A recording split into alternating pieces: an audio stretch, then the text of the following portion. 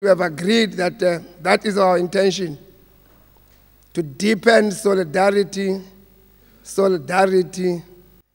and solidarity in action. So the spirit of our discussion should all the time preserve that view. So comrades, come rally, and the last fight let us face. The International unites the human race. So comrades, come rally, and the last fight let us face. The International unites the human race.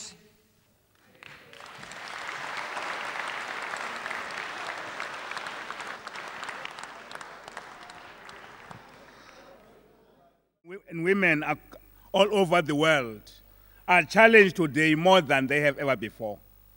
As companies become smaller through measures and acquisitions, so is the employment opportunities for working people. Those challenges are made worse because employers, whenever they collude with weaker governments to undermine the right to organize, the right to be in a union. I want to say to you, we need to ensure that when we leave, we take lessons. We're more wiser, but more importantly, we're prepared to defend the rights we have won. There's still a lot of places where there's no democracy. Places of countries where unions are imprisoned because of their views. In countries where there are non-union operations because governments in those countries don't believe that trade unions are worth existing. That is the situation we're still in. In a situation where we're still faced with contract workers. The challenge is huge, but I believe that leaders who are here will be able to come up with a program that will take us forward. On behalf of the African region, I welcome you all and say feel at home so that we can live more united, more committed to take this battle forward. Merci beaucoup. Thank you very much.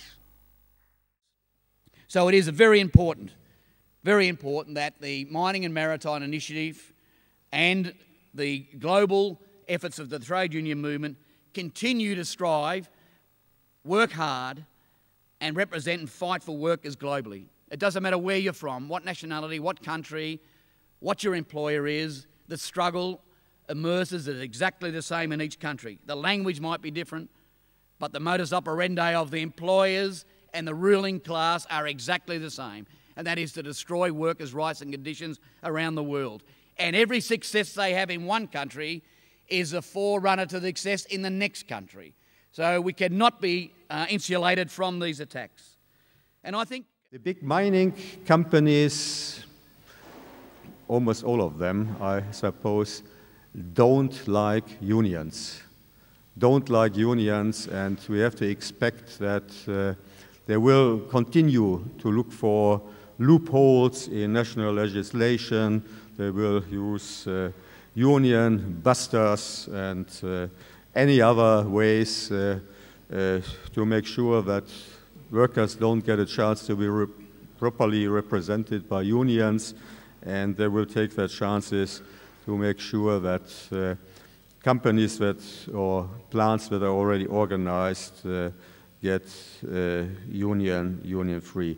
So definitely, let me say this, the ICM is prepared to give you support in all your planned action in any conflict with this company, and I know there is already a number of such conflicts, actually not only in the countries that you all represent who are here today. We have conflicts with Rio Tinto, with BHP Billiton, with Xstrata, and the other companies, Vale in Colombia, in Zimbabwe, Indonesia, in Chile. We also have conflicts with other companies. So we will definitely, as ICM, Ray and Willie and comrades from ILW, give you support in the conflict that you have with this Korean, Japanese, and American company in the state of Washington. It is alarming. It is alarming in what way the public authorities did not give you support for your rights, but even arrested your president, Bob McElrath, and almost 100 of other comrades from your union. ICM will be behind you in that conflict, and I understand the IMF and other global unions will also be behind you. At the same time, there are This is how we have to do it, and we can do it because we have it at both ends. We have to have a strong, committed union at the workplace, and we have to have a strong international solidarity that's prepared to use its leverage in a targeted, strategic way.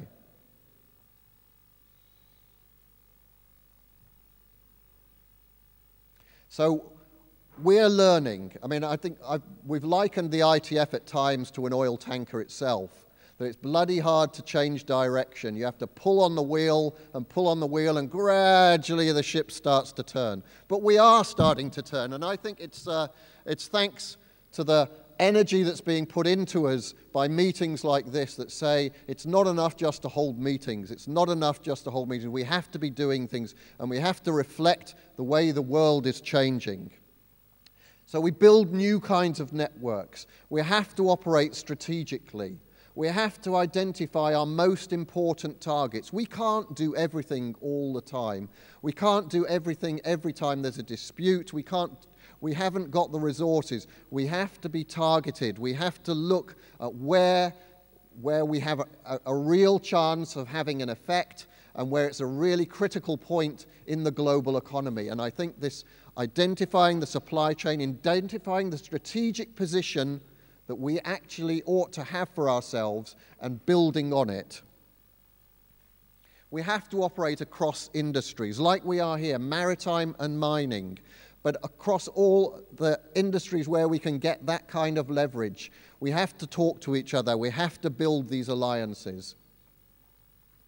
And we have to do it both at a global level, a local level of alliances, and at the global level. So having the ITF and ICM together in a meeting, building a strategy together, this is the way forward. You have helped to lead it. You have helped to energize it, and we want you to continue to do that. But I think that what I hope we bring, and I think that the leadership that we have in the ITF now enables us to do this, is that we have to do exactly what you've got there on your slogan, building international worker solidarity from the ground to the markets. We are starting to do it. Thank you. Amandla! Amandla! Forward, global solidarity, forward! Phambili ngomzabalazo wabasebenza umhlaba wonke ophelele phambili. Phansi ngamagwala phansi. Forward, unity, forward. You sound very tired, comrades. You see, this is an African, the conference is held in Africa. The mood must be African. Oliver Tambo Bapela Bantu, Tambo Bapela Bantu, Tambo Bapela Bantu. Oliver Tambo Bapela Bantu, Tambo Bapela Bantu, Tambo Bapela Bantu. Oh, baya sing trencha, basa strength. Bas fagi ngulazi. Oh, baya si retrencha, baya casualizer. Bas fagi ngulazi. Tambo bapela bantu. Tambo baphela bantu, tambo baphela bantu. Amandla. Maibu, yeah. Chemba yawa, yawa, yawa.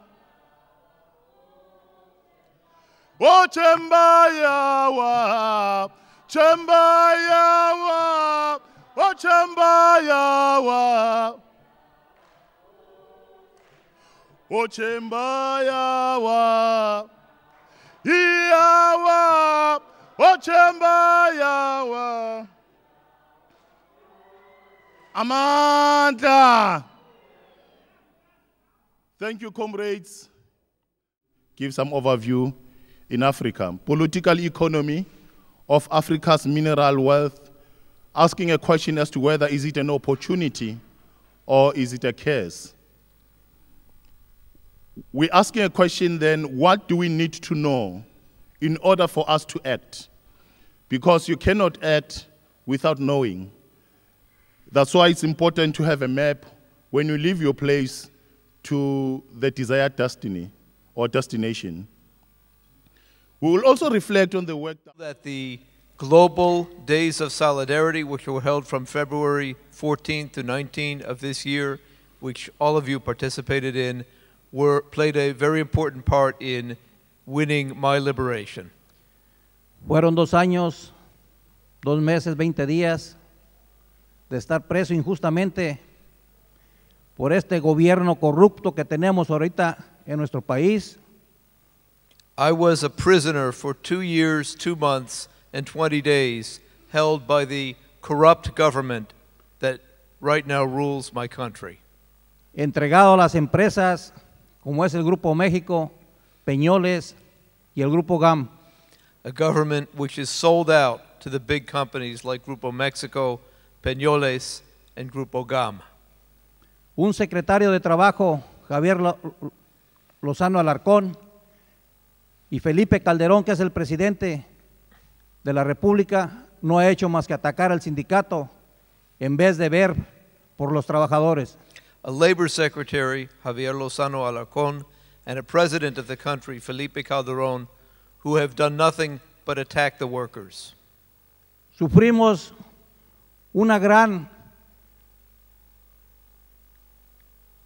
invasión a nosotros, los mineros, una gran inseguridad, como lo he estado escuchando aquí con los compañeros de Sudáfrica.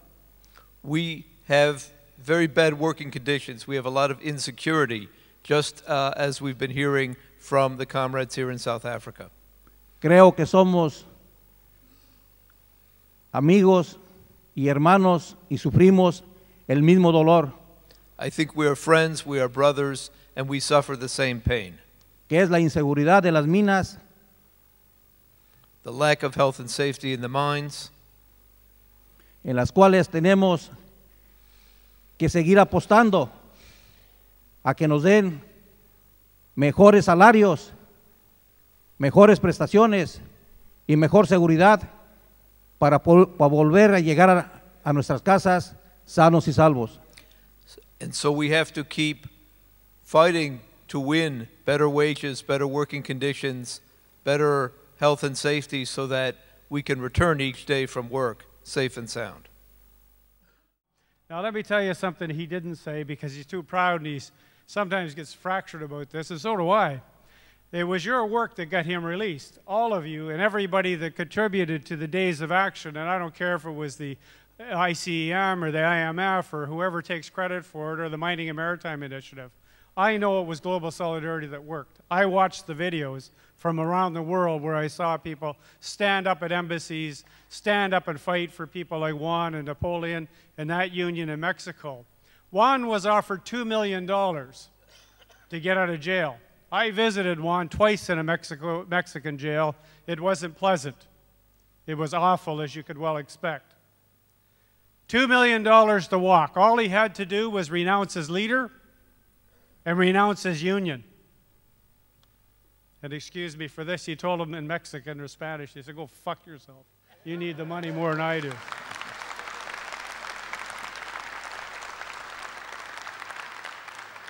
And that to me makes a labor hero, a labor leader, and a labor hero. So I once again thank you at a point of personal privilege, because I'm the one that's traveled around and told the story, because these people couldn't. And it was your work, your solidarity that made it work. So once again, thank you very much, and thank you, Juan, for your strength.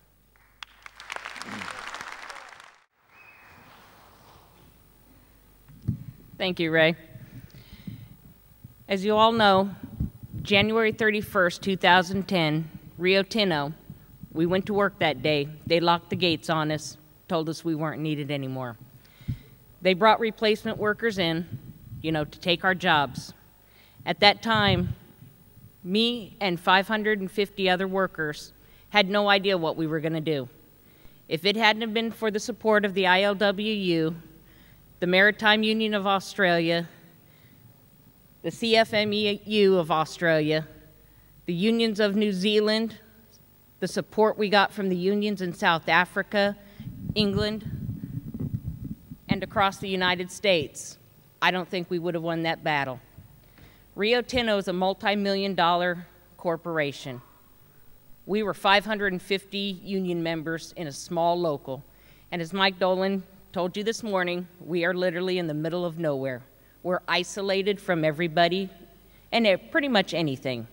It's a 2-hour drive to go anywhere. Rio Tinto counted on that. They counted on the economy being bad at the time. They counted on us being isolated. They figured in 2 weeks they would have us broke. But the truth of the matter was, with the solidarity and support that we received from unions across this world, we were able to defeat them. And if we can do it, everyone can do it.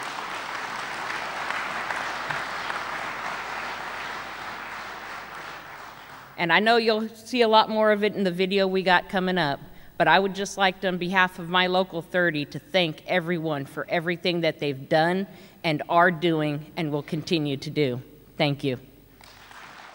Minerals are located and what multinational companies are doing to build strong global networks among themselves.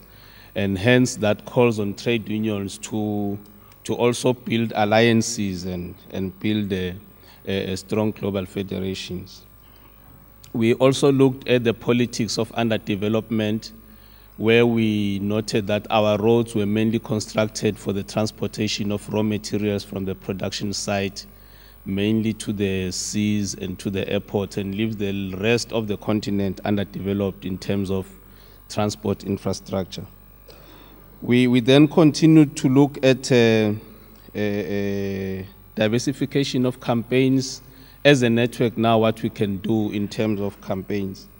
We have said that one of the issues that we can take up as a campaign, as the network, is the issue of the impact of mining on the environment.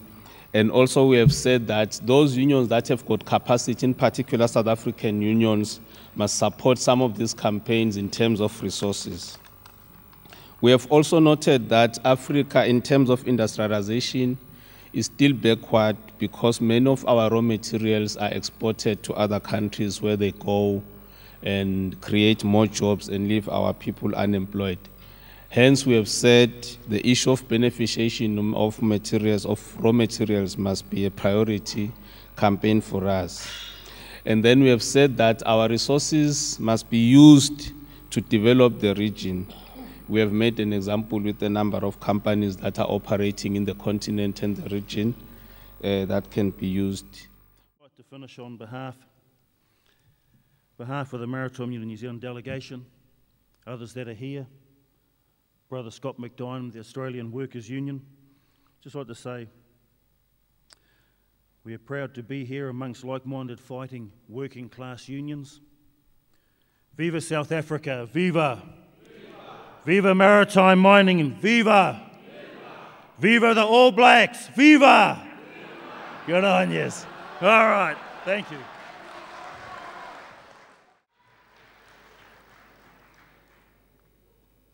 Thank you. Mick to give me just this opportunity to say something on behalf of my national office bearers, on behalf of SATAW national office bearers in absentia. I would love to thank our colleagues from abroad for this generosity to make sure that they don't leave South Africa without contributing something towards helping the family of Geveza. For me, as the National Sector Coordinator of Maritime, Mick, and the colleagues from abroad, I promise that the issue of the White Ribbon campaign, I'm going to make sure that we action that. I thank you very much. I will present the check to SATAW National Office Bearers. Thank you. Thanks very much, Veronica. Union federations, and in particular with the ICEM. I had the pleasure of attending the NUM Day of Mourning in Johannesburg the day before yesterday. It was a particularly moving experience. It was terribly disturbing for me to learn that nearly 100 NUM comrades have died in their places of work so far this year. That is an appalling statistic. It is unacceptable. This is 2011. It's not 1811. That sort of carnage in the industries in which we work has got to stop. If there is any way that the issues which we have learnt from the mining disasters and the construction disasters and the fatalities that have occurred in the industries in which we operate in Australia, if there's anything that we've learnt which can be of assistance, I make the same offer that I made at the rally in Johannesburg the day before yesterday. We stand ready to assist in any way we reasonably and practically can to stop the deaths, particularly in mines in South Africa. I leave you with this. The proudest moment, I guess, in my tenure as the Secretary-Treasurer was about 2 weeks ago. Bob McElrath, the president of our union, was arrested. Leaders lead from the front. The cops threw him down, had his hand behind his head, ruffled him up a little bit, and he told me something. He said, "Willie, you know, my biggest fear was that one of our young members, something would happen to them. They would get killed, a young person up there." And he goes, "If somebody's going to get killed, it should be me as the president." That speaks to leaders when they put themselves in front of their own members, because that's what we're supposed to do. In closing, as before, as you were with us in Boran, and as you have been with us in other struggles, we are going to win this. We are going to stand strong. We are not afraid. Even though the cops have been harassing our members, throwing them in jail, we're going to continue to march. We're going to continue to fight. And if there's blood in the streets, so be it. The IOW is just as militant in 1934 when Harry Bridges and workers, longshoremen from up and down the West Coast, when 7 longshoremen were killed by the cops. We're just as committed. We're just as dedicated. Because one thing that the officers have, we have an army. Our rank and file is the lifeblood of our union. Leaders come and go. Ray and I could die tomorrow, but our union stands forever because we got young members up and coming, rank and file people, spirited, with new energy and with new passion. And with the new technology, this new generation will take our level, our union to the next level, and it will take international solidarity to another level. Long live the labor movement. Thank you.